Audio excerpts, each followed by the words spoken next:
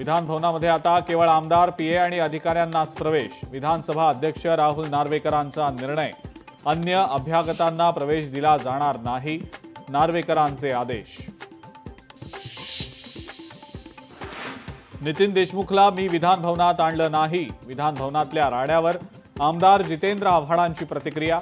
घटना घडली तेव्हा विधान भवनात नसल्याचं आव्हाडांचं स्पष्टीकरण। सूचना आहेत म्हणून शांत आहे, त्याचा वेगळा अर्थ घेऊ नका। आव्हाड काही धुतल्या तांदळाचे नाहीत, मला सर्व काही माहिती आहे।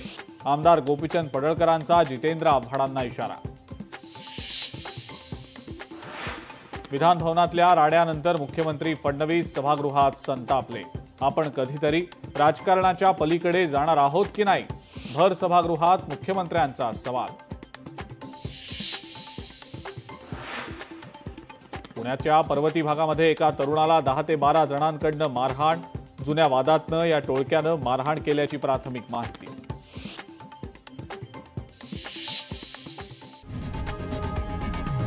लोकशाही मराठी ऐका, पहा, जागरूक रहा।